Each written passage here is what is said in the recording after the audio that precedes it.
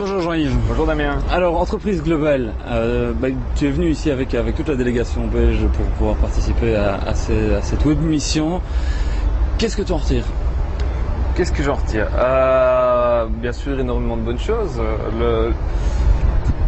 Que dire? Donc, il y avait plusieurs aspects. C'était un challenge quand même de pouvoir se dire qu'on pouvait réunir 15 personnes de façon très rapide en quelques semaines pour participer à un déplacement qui n'est quand même pas banal. On a fait 13 ou 14 000 km pour rencontrer les personnes qui sont à la pointe de ce qui se fait dans le domaine des réseaux, dans le domaine de l'Internet aujourd'hui, qui ont une longueur d'avance sur toute une série de choses et qui sont ceux aussi sur lesquels demain va se greffer toute une panoplie de nouveaux services et finalement de nouveaux métiers.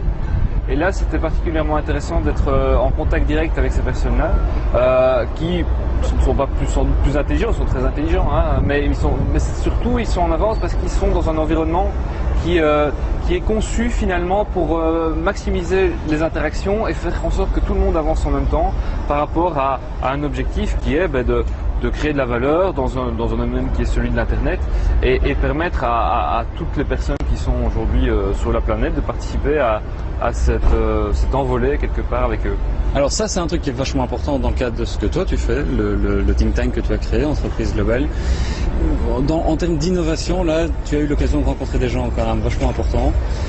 D'une manière générale, dans les grandes lignes, qu'est-ce qui te semble être différent ici par rapport à chez nous? Par rapport à l'innovation? Ouais. Je crois qu'ils sont en avance. Ils sont en avance, ils ont compris que l'innovation venait des personnes quelque part de la base, des entrepreneurs. Un entrepreneur qui a travaillé un certain temps dans une grande entreprise ou dans un domaine particulier, souvent ce sont souvent des gens qui ont une vision, ont élaboré une vision pendant 2 ou 3 ans par rapport à des questions qui se posaient ou des manques qui existaient dans leur marché. Et alors s'ils ont eu de la chance, ils ont pu en parler à leur directeur ou à leur manager qui les a écoutés, qui a dit voilà, je te lance sur le projet et on va te donner tout le support nécessaire et la reconnaissance pour le mener toi-même et voir si ça aboutit.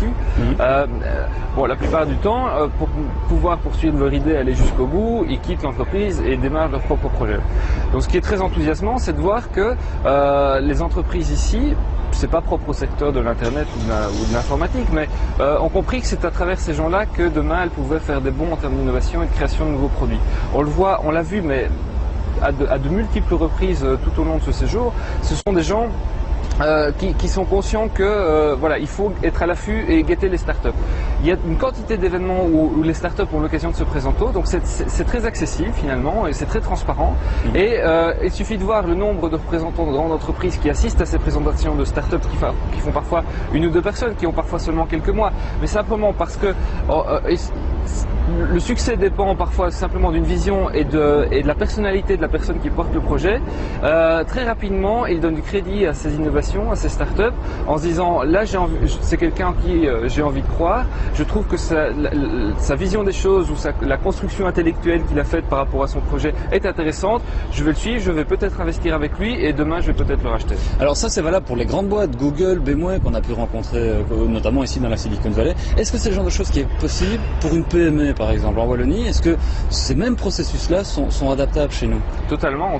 Donc on assiste, c'était encore la couverture du magazine Wire de ce mois de juin ici, qu'on peut se procurer d'ailleurs pas seulement en Californie, mais c'est de montrer effectivement on entre dans des schémas où les entreprises deviennent vraiment des réseaux et des ensembles de communautés. Et pourquoi? Parce que simplement, grâce à ce mode de fonctionnement, elles innovent beaucoup plus vite.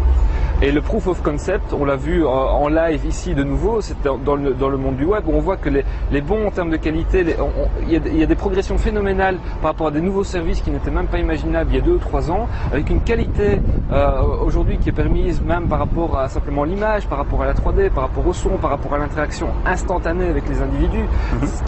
Tout ça a été permis par des petites cellules d'individus, soit constituées en start-up ou constituées en petites équipes à l'intérieur de certaines entreprises, avec une efficacité redoutable. Et donc, à partir du moment où effectivement les entreprises de plus en plus, et on le voit par exemple dans le secteur pharmaceutique, où de plus en plus l'innovation elle vient de petites entreprises de biotechnologie qui se constituent un peu sur le même modèle que dans l'internet et qui finalement avancent dans une idée qu'elles expérimentent. Bon, elles prennent plus de risques, mais en même temps, quand leur vision, ou en tout cas le créneau qu'elles ont choisi s'avère payant ou se révèle effectivement avoir été le bon, alors le succès est phénoménal et ils sont achetés pour très cher, et l'entreprise de son côté qui aura la chance de pouvoir mettre la main quelque part sur ce travail-là aura gagné finalement peut-être 3 ou 4 ans par rapport à un processus qu'elle aurait tenté vaille que vaille de mettre en place, et finalement avec peu de chances d'y parvenir au final. Et de nouveau, le meilleur exemple ici, et c'était frappant et tout le monde en parlait, c'était Microsoft versus Google. La clé du succès, c'est quoi, en 2 mots? La clé du succès pour évoluer dans ce mode de pensée, ce mode de réseau, du leadership. C'est-à-dire que les managers de ces entreprises aujourd'hui doivent comprendre ces modes de fonctionnement, ne pas avoir peur et puis faire confiance. Faire confiance à la créativité des individus, faire confiance à la créativité, à l'innovation et à la volonté de créer des choses des gens qui sont peut-être simplement leurs salariés.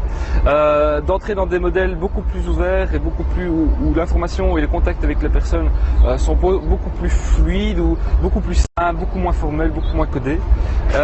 Parce que tout simplement, l'information et l'intuition, c'est quelque chose qui est éminemment humain, et c'est dans les rapports humains que ça se crée, c'est dans les rapports humains qu'on entre dans des échanges vraiment fructueux et constructifs, et c'est sans doute à ce niveau-là, et en particulier en Belgique, qu'il y a un gros travail à faire, mais qui peut être formidablement payant, c'est de repenser un petit peu le mode de relation à l'intérieur de l'entreprise, et de l'entreprise vis-à-vis aussi de l'extérieur, que ce soit justement les PME, que ce soit les individus qui sont simplement des porteurs de projets, avec une chance immense pour les PME, de nouveau, c'est de se dire on les attend. Les grandes entreprises les attendent aujourd'hui pour qu'elles proposent des choses, qu'elles innovent avec elles. Ok, merci.